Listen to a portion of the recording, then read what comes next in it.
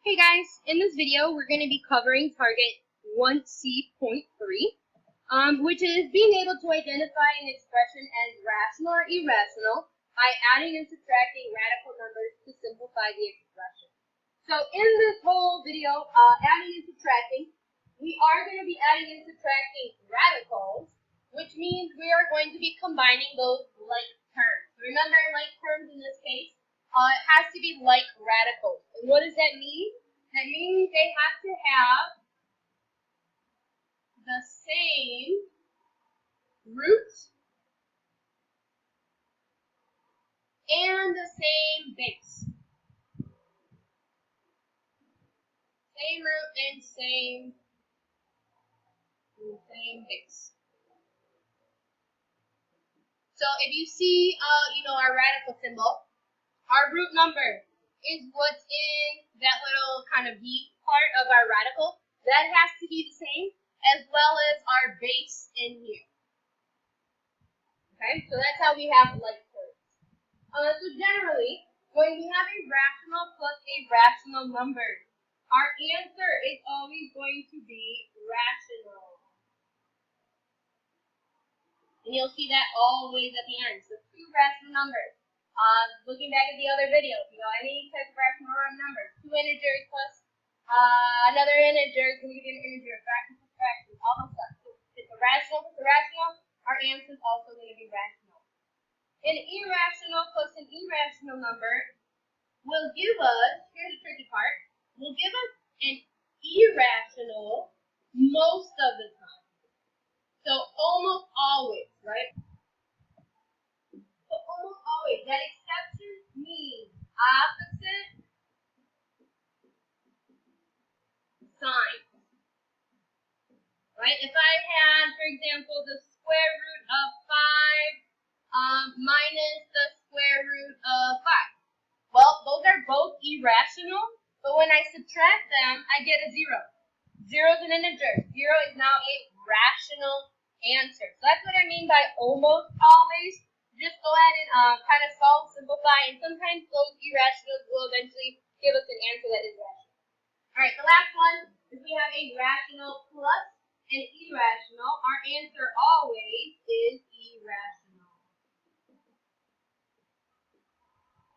All right, so let's practice some of these.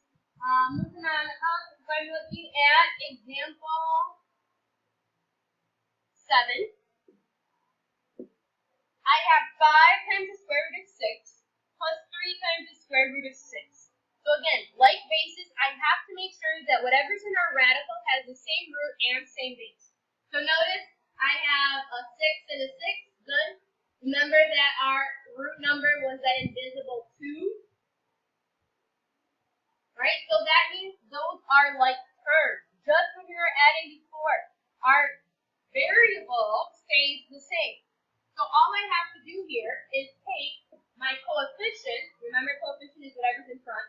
So 5 plus 3, which is 8.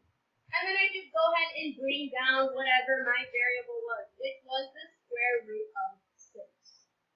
Alright, so when you're adding or subtracting, you just have to make sure that they have the like base, like root, and then you just add or subtract the coefficients. Looking at example 8, I have 7 times the square root of 5 minus 2 times the square root of 5. Well, again, like basis, we're good to go, so all I have to do is subtract my coefficients. 7 minus 2 is 5. Go ahead and bring down my square root of 5. That doesn't change, and I am done. Looking at example 9, square root of 11 plus square root of 11. Well, I have those like bases. I know my roots are the same, but what coefficient is in front of them? I have to remember that there is an imaginary coefficient of a 1 in front. So when I add 1 plus 1, that gives me 2. And then I don't forget my square root of 11. Alright, that's a tricky one. Remember that everything, if you don't see the coefficient, it is a 1. Alright, next problem. I have 8 times the square root of 7. Minus square root of 7 plus 2 times the square root of 7. So check all the bases. They each have base of 7. All those root numbers are good. Those have a root of 2. So I just go ahead and add and subtract all my coefficients. So 8, there's a -1 right here, and a +2. So 8 minus 1 is 7, plus 2 is 9. Don't forget my square root of 7, and I am good to move on. Alright, my 2 examples here. I've got to check to make sure I have like base and like roots. Well, I have 5 times the 4th root of 6 minus 8 times the 4th root of 6 plus the square root of 6. So notice that the only 2 like terms I have here are my first terms because they have the same base and the same root number. That last term has a root of 2, so it's not a like term. I cannot combine them with the rest of them. So the only 2 that I am combining are my 5 minus 8, which is a -3. Bring down the 4th root of 6. And then I just go ahead and bring down my plus square root of 6, right? He didn't have any like terms, so I just kind of bring him straight down because he doesn't combine with anything. Alright, last problem here, looking at example number 12. Check to make sure I have all the same bases and roots. Well, I have 5 times the square root of 3.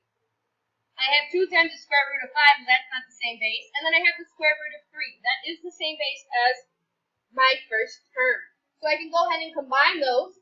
I have a coefficient of a 5 plus 1. Don't forget that imaginary coefficient of a 1 there. So 5 plus 1 is 6. Square root of 3.